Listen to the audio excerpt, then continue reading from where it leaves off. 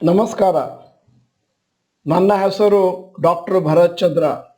ವಿಡಿಯೋಗಳ ಉದ್ದೇಶ ಕನ್ನಡಿಗರ ಸೇವೆ. ಇವತ್ತಿನ ವಿಷಯ ನಿಫ್ಟಿ 18,000 ಕ್ವಶನ್ ಮಾರ್ಕ್. ಕಳೆದ ಒಂದು ತಿಂಗಳಿನಿಂದ ನಿಫ್ಟಿ ಒಂದೇ ಡೈರೆಕ್ಷನ್ ಅಲ್ಲಿ ಹೋಗ್ತಾ ಇದೆ, ಮೇಲ್ಗಡೆ ಮೇಲ್ಗಡೆ ಮೇಲ್ಗಡೆ. 14ನೇ ತಾರೀಕು ಜುಲೈಯಿಂದ ನಿಫ್ಟಿ 15,900ರಿಂದ 17,700ವರೆಗೂ ಹೋಗಿದೆ. ಈ ರ್ಯಾಲಿಯಿಂದ ಹೂಡಿಕೆದಾರರು ಭಾರಿ ಖುಷಿಯಾಗ್ಬಿಟ್ಟಿದ್ದಾರೆ. ಯಾಕಂತಂದ್ರೆ ಕಳೆದ 2-3 ತಿಂಗಳಲ್ಲಿ ಮಾರುಕಟ್ಟೆ ಬಹಳ ವೀಕ್ ಆಗಿತ್ತು. ನಿಫ್ಟಿ 18,050ರಿಂದ 4ನೇ ತಾರೀಕು ಏಪ್ರಿಲ್ 2022ರಲ್ಲಿ ಲೋ 15,290ಕ್ಕೆ ಬಂದಿತ್ತು. ಮಿಡ್ ಜೂನ್ ಅಲ್ಲಿ 15% ಕೆಳಗೆ ಬಿದ್ದಿತ್ತು.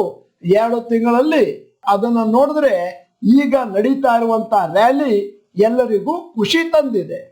ನಿಮಗೆ ಗ್ರಾಫ್ ನಲ್ಲಿ ಗೊತ್ತಾಗ್ಲಿ ಅಂತ ಹೇಳಿ ನಿಫ್ಟಿ ಯಾವ ತರ ಕೆಳಗೆ ಬಿದ್ದಿತ್ತು, ಯಾವ ತರ ರಿಕವರಿ ಆಗಿದೆ ಮತ್ತು ಆಲ್ ಟೈಮ್ ಹೈ ಹೋಗ್ಲಿಕ್ಕೆ ಕೇವಲ ಸ್ವಲ್ಪ ಮಾತ್ರ ಬಾಕಿ ಇದೆ ಅಂತ ತೋರಿಸೋದಕ್ಕೋಸ್ಕರ ಒಂದು ಗ್ರಾಫ್ ಅನ್ನು ಇಟ್ಟಿದ್ದೇವೆ.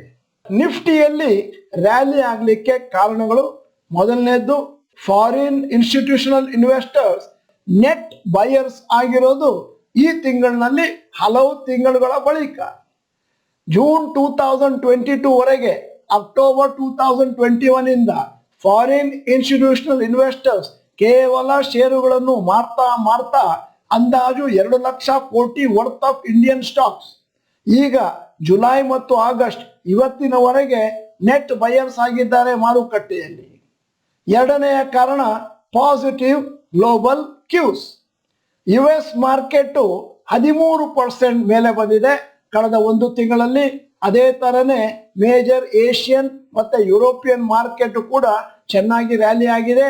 ಅದರಿಂದಾಗಿ ಭಾರತದ ಷೇರು ಮಾರುಕಟ್ಟೆಯಲ್ಲಿ ಕೂಡ ಬೇಕಾದಷ್ಟು ಚೇತರಿಕೆಯನ್ನು ಕಂಡಿದ್ದೇವೆ. ಈಗ ಇಂತಹ ಸನ್ನಿವೇಶದಲ್ಲಿ, ಇಂತಹ ಸಮಯದಲ್ಲಿ ಎಲ್ಲರ ಮನಸ್ಸಿನಲ್ಲಿ ಉದ್ಭವ ಆಗುವ ಪ್ರಶ್ನೆ, ನಿಫ್ಟಿ ಏನಾದರೂ 18,000 ಟಚ್ ಆಗುತ್ತಾ ಸದ್ಯದಲ್ಲಿ? ನಿಫ್ಟಿಯ ರೆಸಿಸ್ಟೆನ್ಸ್ ಮತ್ತು ಸಪೋರ್ಟ್ ಅನ್ನು ತೋರಿಸಲಿಕ್ಕೆ ನಿಮ್ಮ ಮುಂದೆ ನಾವು ನಿಫ್ಟಿಯ ಗ್ರಾಫ್ ಅನ್ನು ಇಟ್ಟಿದ್ದೇವೆ. ಹಿಂದಿನ ದಿನಗಳ ಅಂಕಿ ಅಂಶಗಳ ಪ್ರಕಾರ ನಿಫ್ಟಿಗೆ ಒಂದು ದೊಡ್ಡ ರೆಸಿಸ್ಟೆನ್ಸ್ ಇದೆ, 17,850. ಒಮ್ಮೆ 17,850 ನಿಫ್ಟಿ ಕ್ರಾಸ್ ಆಗೋಯ್ತು ಅಂತಂದ್ರೆ ಮುಂದಿನ ರೆಸಿಸ್ಟೆನ್ಸ್ 18,100. ಅಂದ್ರೆ ಮುಂದಿನ ದಿನಗಳಲ್ಲಿ ಯಾವ ತರ ಗ್ಲೋಬಲ್ ಕ್ಯೂಸ್ ಇರುತ್ತೆ ಮತ್ತೆ ಲೋಕಲ್ ನ್ಯೂಸ್ ಹೇಗಿರುತ್ತೆ ಅದರ ಮೇಲೆ ನಿಫ್ಟಿ ಇನ್ನು ಎಷ್ಟು ಮೇಲಕ್ಕೆ ಹೋಗಬಹುದು ಅನ್ನುವಂಥದ್ದು ನಿರ್ಭರವಾಗಿದೆ. ಈಗ ನಿಫ್ಟಿಯಲ್ಲಿ ಒಂದು ದೊಡ್ಡ ರ್ಯಾಲಿ ಪ್ರಾರಂಭ ಆಗಿದೆ. ಮತ್ತೆ ಕೆಲವು ವಾರಗಳ ಹಿಂದೆ ನಾವೊಂದು ವಿಡಿಯೋ ಮಾಡಿದ್ವಿ, ಯಾವ ಷೇರು ಎಷ್ಟು ಮೇಲಕ್ಕೆ ಹೋಗಿದೆ ಆಗಲೇ ಮತ್ತು ಯಾವ ಷೇರುಗಳನ್ನು ಬೈ ಮಾಡಬಹುದು, ಯಾವ ಷೇರುಗಳನ್ನು ಸದ್ಯಕ್ಕೆ ಮುಟ್ಟಬಾರದು ಇತ್ಯಾದಿ. ನಿನ್ನೆ US ಇನ್ಫ್ಲೇಷನ್ ಫಿಗರ್ಸ್ ಘೋಷಣೆ ಆಯಿತು. ಜುಲೈ 2022ರಲ್ಲಿ 8.5 ಆಗಿದೆ. ಮತ್ತೆ ಅದಕ್ಕಿಂತ ಮುಂಚೆ ಜೂನ್ 2022ರಲ್ಲಿ 9.1 ಇತ್ತು. ಇದು ಒಂದು ದೊಡ್ಡ ಸಕಾರಾತ್ಮಕ ನ್ಯೂಸ್. ಯಾಕಂತಂದ್ರೆ US ಇನ್ಫ್ಲೇಷನ್ ರೇಟ್ ಕಮ್ಮಿ ಆಗಿದ್ರಿಂದ US ಫೆಡರಲ್ ರಿಸರ್ವ್ ಬ್ಯಾಂಕ್ನವ್ರು ಏನ್ ಮಾಡ್ತಾರೆ, ಇನ್ನು ಮುಂದೆ ಅವರ ಇಂಟ್ರೆಸ್ಟ್ ರೇಟ್ ಅನ್ನು ಹೈಕ್ ಮಾಡಲ್ಲ. ಭಾರತದಲ್ಲಿ ಕೂಡ ಜುಲೈಯಲ್ಲಿ 7.01 ಇದ್ದದ್ದು ಈಗ ಸದ್ಯಕ್ಕೆ 6.7%ಗೆ ಬಿದ್ದಿದೆ. ಇದು ಕೂಡ ಒಂದು ಗುಡ್ ನ್ಯೂಸ್. ಅಷ್ಟೇ ಅಲ್ಲ, ಭಾರತದಲ್ಲಿರುವ ಹೆಚ್ಚಿನ ಕಂಪನಿಗಳ ತ್ರೈಮಾಸಿಕ ವರದಿ ಚೆನ್ನಾಗಿದೆ, ಪ್ರಾಫಿಟ್ಸು ಚೆನ್ನಾಗಿದೆ, ಹೆಚ್ಚಿನ ರಿಸಲ್ಟ್ಸು ಅನಲಿಸ್ಟ್ಗಳ ಎಕ್ಸ್ಪೆಕ್ಟೇಷನ್ಗಿಂತ ಕಮ್ಮಿ ಇದೆ. ಆದರೂ ಕೂಡ ಮಾರುಕಟ್ಟೆ ಮೇಲಕ್ಕೆ ಹೋಗ್ಲಿಕ್ಕೆ ಶುರುವಾಗಿದೆ. ಯಾಕಂದ್ರೆ ಕಂಪನಿಗಳ ಫಂಡಮೆಂಟಲ್ಸ್ ತುಂಬಾ ಚೆನ್ನಾಗಿದೆ. ಸದ್ಯದ ಮಟ್ಟಿಗೆ ಷೇರು ಮಾರುಕಟ್ಟೆಯ ಸೆಂಟಿಮೆಂಟು ತುಂಬಾ ಚೆನ್ನಾಗಿದೆ. ಆದರೂ ಕೂಡ 18,000 ಮಾರ್ಕು, ಸೈಕಲಾಜಿಕಲ್ ಮಾರ್ಕು ಕ್ರಾಸ್ ಮಾಡೋದು ನಿಫ್ಟಿಗೆ ಸ್ವಲ್ಪ ಕಠಿಣ ಆಗ್ಬೋದು. ಯಾಕಂತಂದ್ರೆ 18,000 ಮಾರ್ಕಿನ ಹತ್ರ ಬರ್ತಾ ಇದ್ದ ಹಾಗೆ ಬೇಕಾದಷ್ಟು ಜನ ಯಾರು ಶಾರ್ಟ್ ಟರ್ಮಿಗೆ ಅಂತ ಷೇರುಗಳನ್ನು ಕೊಂಡ್ಕೊಂಡಿದ್ದಾರೋ ಅವರು ಮಾರ್ತಾರೆ. ಆಗ ಒಂದಷ್ಟು ಕರೆಕ್ಷನ್ ಆಗುತ್ತೆ.